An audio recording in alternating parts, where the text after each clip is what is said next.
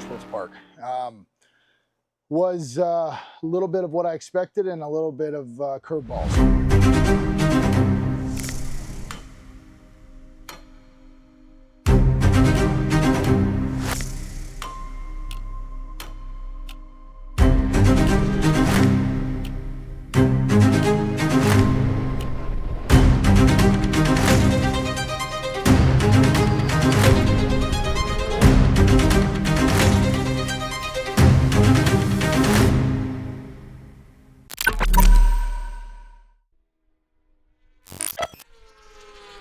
So round one at Barber was everything and more. So we started on Thursday per usual, loaded in, again, a lot of new things. Obviously the obvious things as far as the change in the logos and the colors and whatnot, the trailer.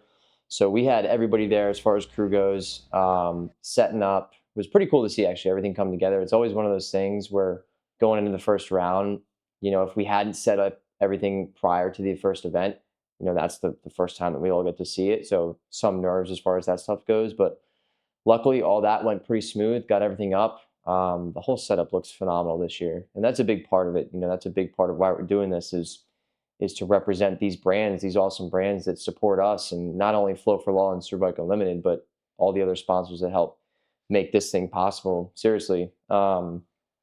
That's a big part of the show. So that's a lot of what Thursday was, is setting that stuff up.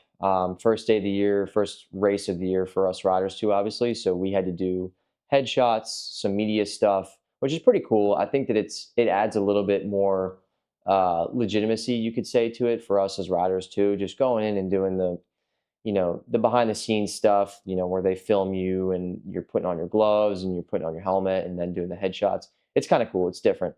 So that's a once a year thing we get to do as far as that goes for Thursday. So I got to sit down with Ed and Freddie to basically just get a baseline, as to where we wanted to start the weekend as far as bike setup, a plan for the sessions. That's something that's big for me too this year. Is not like in the years past I haven't had plans for sessions, but this year in specific, it seems like we're really going to have hey, this is, we're going to do a couple of longer runs in the first session, and we're going to work on this and this.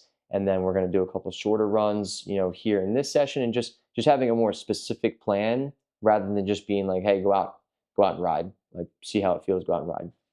So that's something for me that I'm happy to have. That's kind of goes back to that whole organizational thing. Squatting, biting, and going. It's like it kind of is just like, sitting on the surface.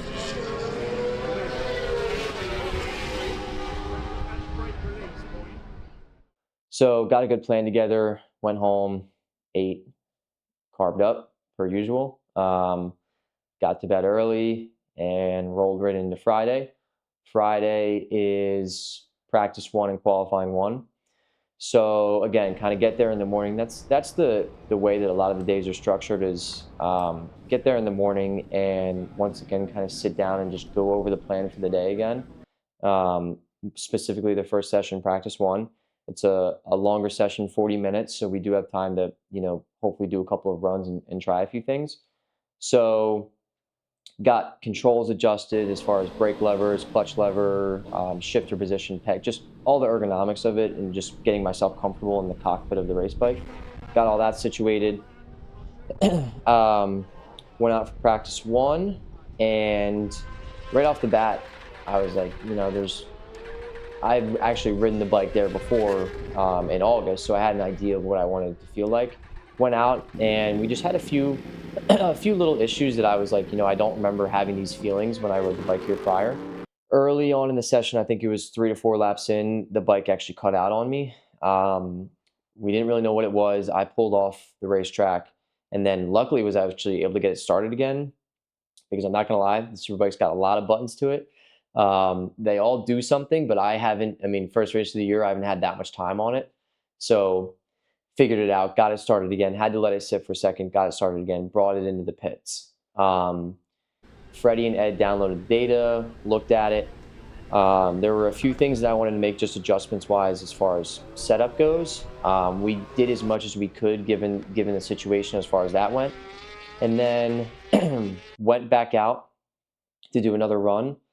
And unfortunately, that's when we had our are big mechanical failure.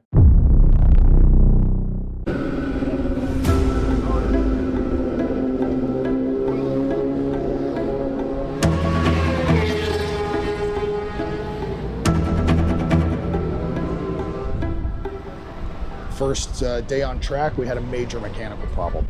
That was a huge challenge, and it kind of put our guys under a lot of stress, and which was important because it showed us, here's some things that we can improve, in terms of organization and time management with these guys. We got to figure out how to kind of optimize and speed things up.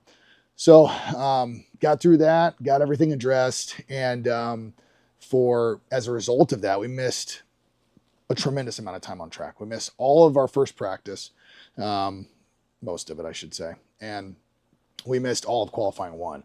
And aside from setup data, which is just incredibly important because everyone else has it, it also was time that Ben didn't have on the motorcycle. So as soon as the bike got back, the guys were, obviously immediately going to taking body work off, getting the motor dropped, getting the thing out, getting the second motor prepped to go into the bike. It's a lot of work. Like, it's no joke. Anybody that's done a motor swap before or has even seen one attempted to be done knows that it's not easy. And especially on one of the super bikes where there's so many of those little connectors.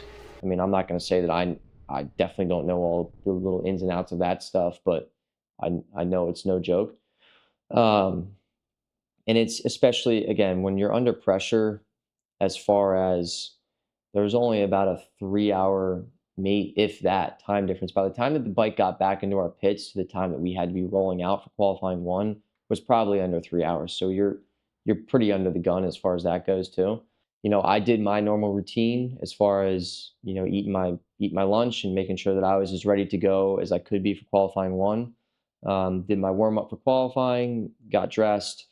And at that point, I just went down to hot pit because that's where we were, planning to start the session. We didn't make it out for the start of the session, and those guys worked up until I think about the 15-minute left in that qualifying one session mark.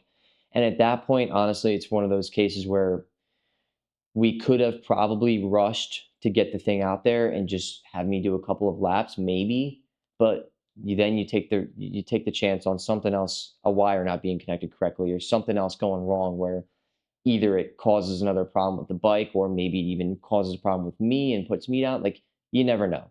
It's never good to rush it out there. So that's when Ed came out to the wall and told me, like, hey, we're not going to make the session for these reasons. We're going to regroup, go over everything tonight and make sure that we're 100% ready to go for Saturday morning Q2. And, he was obviously apologetic. And, even though he didn't need to be in my eyes, like, everybody worked their butts off to try and get the thing ready. It's not like nobody wasn't trying. And again, I've been in this long enough to know that it's part of the sport, unfortunately.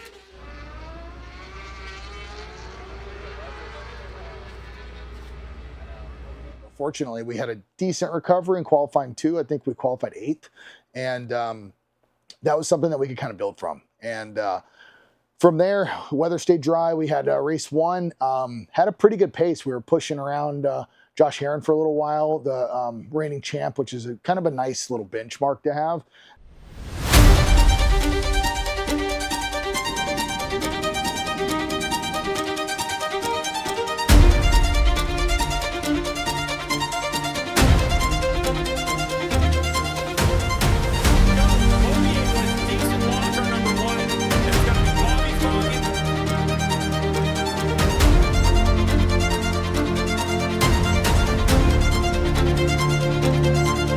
You look here.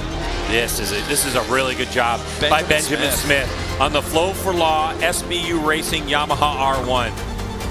But how about this guy, Benjamin Smith? Ran into him earlier in the paddock. Had a really rough Friday. Didn't get that many laps.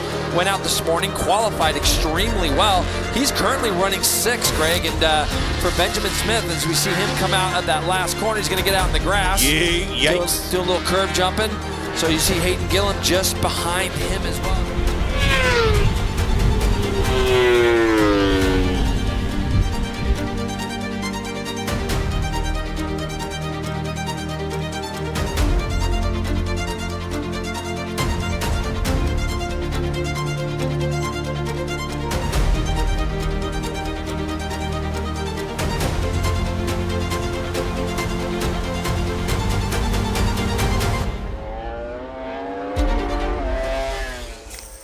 So got a great start in race 1, honestly. Went from 8th to 5th going into the first corner. Went around a couple of guys that I was really happy with where I was at on the first lap. Slotted in right behind Heron and had SDK right behind me for that first lap. And then SDK ended up coming through. And I was able to latch on to Heron for a good 7-8 laps, which I was really happy with that, actually. And at that point during the race, I was comfortable. Like it felt good.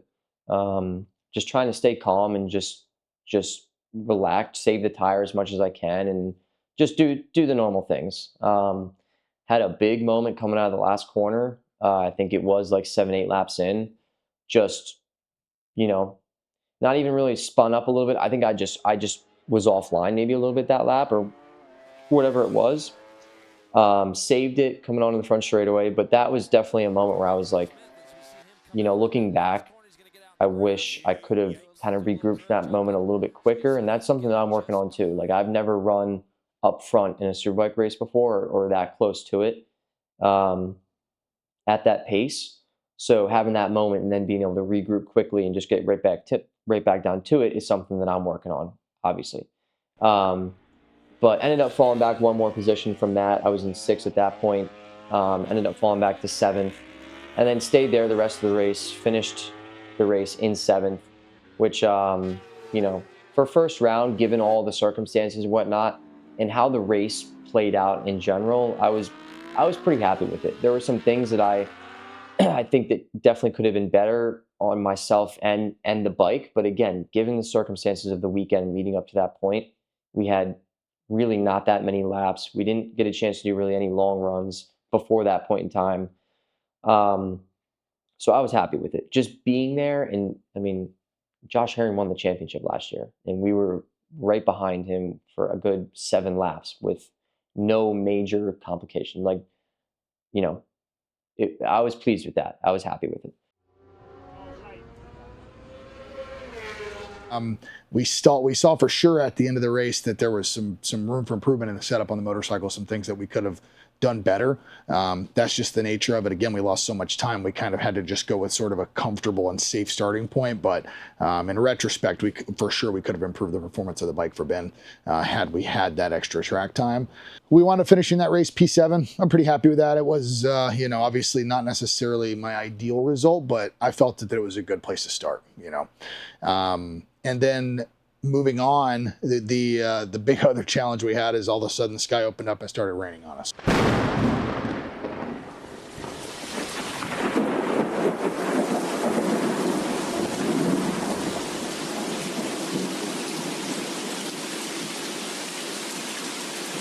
Absolute monsoon, classic Barber. Would be Barber if we didn't get rain, at least one day.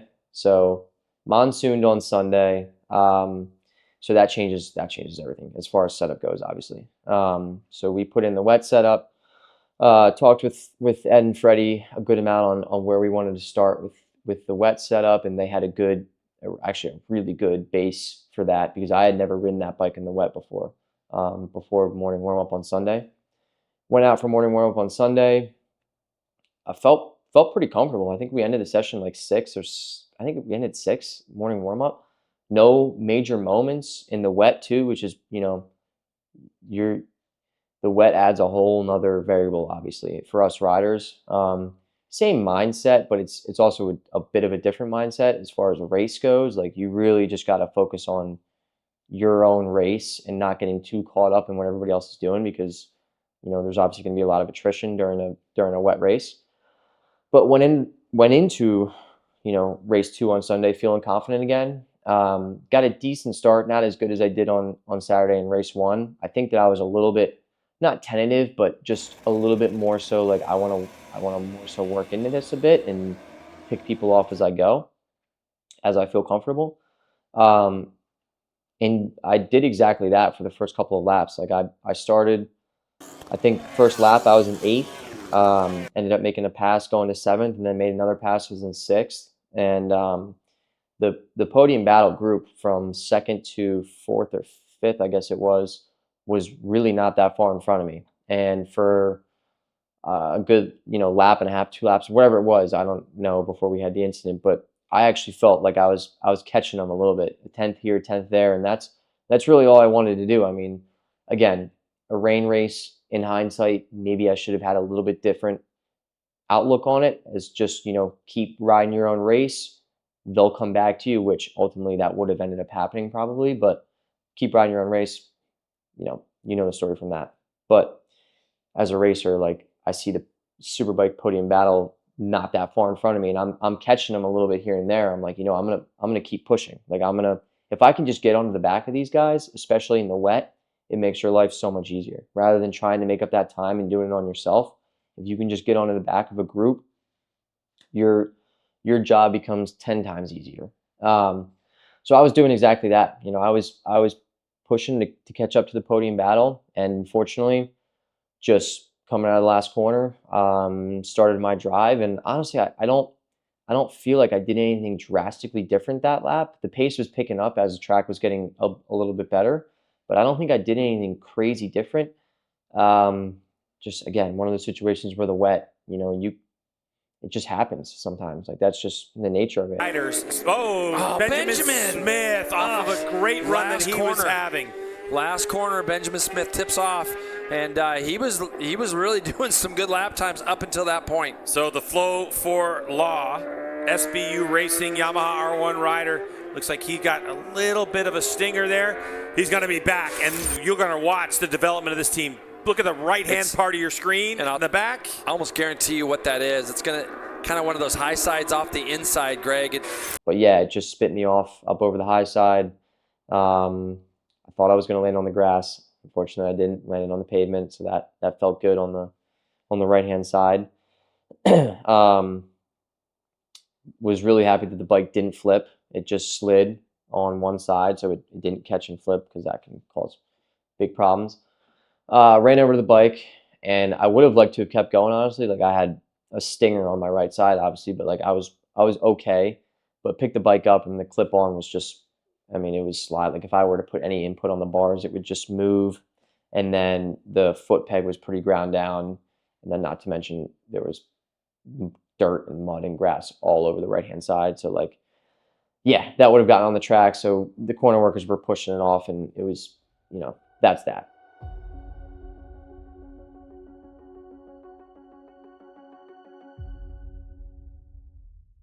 Ben had a good pace for the few laps that he was out there, and then had a little moment coming out of the final corner onto the front straight there and put it down. So obviously that's not necessarily the way we want to end the weekend, but the thing that I can take away from this is that everyone worked really well. The team is getting stronger and stronger.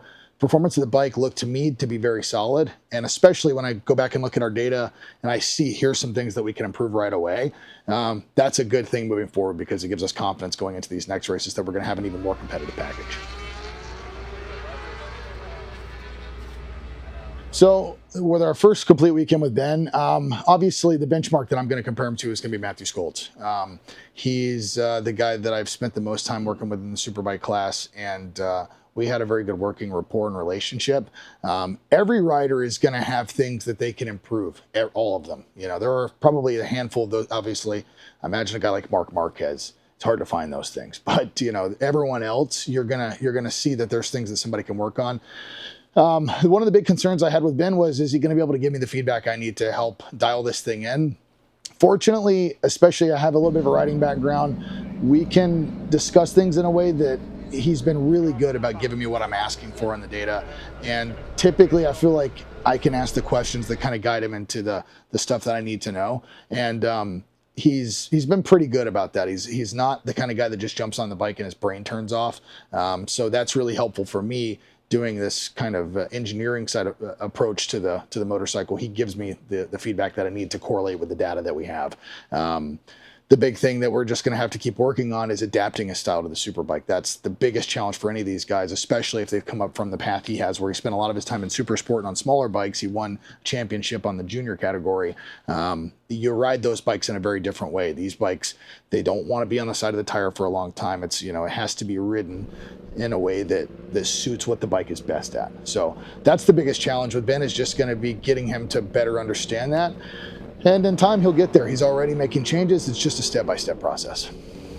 Expectations are I mean, definitely high. Like they were high going into Barber as well. Again, it goes back to that whole thing of not setting yourself up for failure, but I wanna be there. You know, I left Barber more confident than when I went into it. You know, again, even if the results weren't 10 out of 10 and exactly what we wanted, there's a lot of factors that go into that. But knowing that really the base, the potential, and not only how I felt like I was riding, but the crew that I have, the whole team, the backing of just having Flo and his brother Matt there, and how supportive they were, and then seeing how I can work with Freddie and Ed together, and the whole Superbike Unlimited, that whole mechanical side of it. Leaving the weekend, I'm far more confident than I've ever been. Um, and just with my own riding too, like being there in both the wet and the dry, you know, whether we finished on the podium or we finished in 11th, you know, we were somewhere in the middle of that, but like we were there. Like we have the pace. I know I can do it. So yeah, I think that, you know, I'm as ready as I can be. I'm luckily came away from Barber unscathed. I've been right back to the training program per usual. So I'm fired up. I'm ready to get up there. Like there's no reason we shouldn't be in that battle.